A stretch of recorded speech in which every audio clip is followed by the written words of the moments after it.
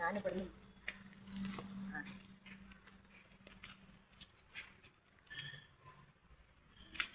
എന്താ സുലൈമാനിക്കാ വിശേഷം? സുഖല്ലേ? കണ്ടിട്ട് കൊറേയായി. ഞാന് പെൻഷൻ കിട്ടുമോ നോക്കട്ടെ പറ്റി പോയതാണ്. നോക്കുക പെൻഷൻ ബാങ്കിൽ വന്നവർക്കൊക്കെ ബാങ്കിൽ കയറിയിട്ടുണ്ട്. പക്ഷെ അത് ഇവിടെ വീട്ടിൽ കൊണ്ട് തരുന്നവർക്ക് പെൻഷൻ എത്ര ദിവസമായിട്ട് എത്തിയിട്ടില്ല. ഇല്ലേ? അപ്പൊ അവർക്ക് എന്താ ഒരു ബുക്കാ പേപ്പറൊക്കെ ശരിയാക്കാണ്ട് കാരണം അവരുടെ ബുക്കും പേപ്പറും ശരിയാകുമ്പോഴേക്കും നമ്മ രോഗം വന്ന് മരിച്ചു പോകും. ഞാൻ നിന്റെ വിശ്വാസമൊക്കെ എന്താണ്? സുഖമായിരിക്കുന്നു. പണിക്ക് പോയിട്ടുണ്ട്. കുട്ടികൾ എത്ര ആളാ? 2 ആൺകുട്ടികള്. സുഖമായിരിക്കുന്നു. നീ അന്ന് എന്നെ നീ തേച്ചിട്ട് പോയില്ല, അല്ലെങ്കിൽ ഇപ്പൊ ഞമ്മക്ക് ഉണ്ടാകേണ്ട കുട്ടികളായിരുന്നത്. എന്താ ചെയ്യാ? പടച്ചോ ഞമ്മക്ക് അന്ന് നീച്ചിട്ടില്ലല്ലോ.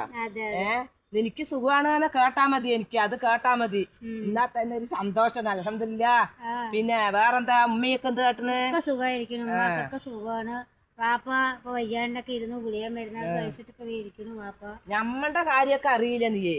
നമ്മൾക്ക് 2 മക്കളുണ്ട്, 2 ആണും 1 പെണ്ണും.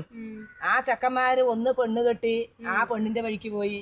പിന്നെ രണ്ടാമത്തവനാണെങ്കിൽ രാത്രി പാതിരക്കൊക്കെ വരിക, ഒരു ഫോണും കൊണ്ട് പോയ രാത്രി പാതിരക്കൊക്കെ വരിക.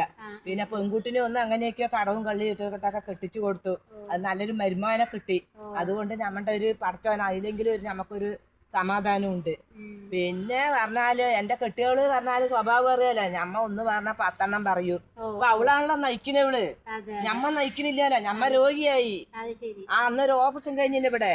ആ ഓപ്പറേഷൻ കഴിഞ്ഞതില് നമുക്ക് ഷുഗറും പ്രഷറും BP എല്ലാം വന്ന് ആ ഗുളിക വാങ്ങാൻ കാശുണ്ടോ? അവന്മാരുടെ അടുത്തൊക്കെ ചോദിക്കണമെങ്കിൽ എന്തിനാ കാശ്, നിങ്ങൾക്ക് എന്തിനാ അത് തിന്നാൻ കിട്ടുള്ള എന്നൊക്കെയാണ് പറയുന്നത്. നമ്മ നയിക്കുന്ന കാലത്ത് ഇതൊന്നും ചോദിച്ചിട്ടുണ്ടായിരുന്നില്ല അതിന്റെ അടുത്ത്. നമ്മള് കഷ്ടപ്പെട്ട് നയിച്ച് അവരിനെ ഈ വിധത്തിൽ എത്തിച്ചു. അന്ന് നമ്മ ചോദിച്ചില്ല കാശ് എന്തിനാണ് ചോറ് കിട്ടണില്ലേന്ന്. ഇന്നിപ്പോ അവര് നമ്മളുടെ അടുത്ത് ചോദിക്കാണ് നിങ്ങൾക്ക് എന്തിനാ പൈസ, നിങ്ങക്ക് മരുന്ന് ഗവൺമെന്റ് ആശുപത്രി പോയാൽ ഫ്രീ കിട്ടില്ലേ? അതൊക്കെയാണ് പറയുക. പിന്നെ നമ്മൾ എന്താ പറയുക? ഒന്നും പറയണ്ട. ഇപ്പോഴും ഗുളികടാ ഞാൻ വാങ്ങിയിട്ട് കടം വാങ്ങിയിട്ട് വാങ്ങിയാണ് ഈ ഗുളിക. ഈ ഗുളികക്ക് എന്താ വില അറിയോ? ഷുഗറും പ്രഷറും എല്ലാം ഉണ്ട്. നീയാണ് എന്ന് എന്റെ കൂടെ വന്നതാണെങ്കിൽ നീ എന്നെ നോക്കിയിട്ടുണ്ടാവും. എന്താ ചെയ്യാ? പടച്ചോന്റെ എന്റെ ഉമ്മയും ബാപ്പയും ചെയ്തു വെച്ച പണിയാണ്. അന്നത്തെ എനിക്ക് ഇഷ്ടമൊക്കെ ആയിരുന്നു അപ്പൊക്കെ. പിന്നെ എന്താ ചെയ്യാ? വീട്ടില് ആരും ഇത് എന്റെ ഉമ്മയും ബാപ്പയും നീ ഒഴിഞ്ഞപ്പോ എന്റെ ഉമ്മയും ബാപ്പയും ചെയ്തു വെച്ച പണിയാണ്. ഈ നരയിക്കുന്നപ്പോ ഞാനല്ല ഉമ്മയും ബാപ്പയൊക്കെ ഇട്ടിട്ട് പോയില്ലേ. അവരുടെ പാട് നോക്കി അവരൊക്കെ മരണപ്പെട്ടു പോയി. എന്റെ ഗതി ഇങ്ങനെയായി. എന്നാലും ഞാൻ ആരുടെ കാലും ചോട്ടിലും 10 റുപ്യ താവറിന് തിന്നു വരെ പോയിട്ടില്ല. എനിക്ക് ആരെങ്കിലും അറിഞ്ഞു തന്നാ ഞാൻ വാങ്ങിക്കുന്നല്ലാണ്ട് മോളെ ഞാൻ ആരുടെ അടുത്തും പോയിട്ട് കൈ നീട്ടാൻ പോയിട്ടില്ല. എനിക്ക് സുഖമല്ലേ, എനിക്ക് അത് കേട്ടാ മതി. എനിക്ക് പഠിച്ച 2 ആമക്കളും തന്നു. പിന്നെ എന്താണ്? അങ്ങനെയൊക്കെ നമ്മുടെ കാര്യങ്ങൾ പറയണ്. എനിക്ക് നിന്റെ അടുത്തല്ലേ പറയാൻ പറ്റുള്ളൂ. നമ്മ ആരുടെ അടുത്ത് നമ്പറൊന്നും ഇല്ല. പിന്നെ എന്താ ചെയ്യാ? നമ്പറൊക്കെ ഉണ്ടെങ്കിലൊക്കെ നമ്മൾ എന്തെങ്കിലുമൊക്കെ ചെയ്തിട്ടുണ്ട്.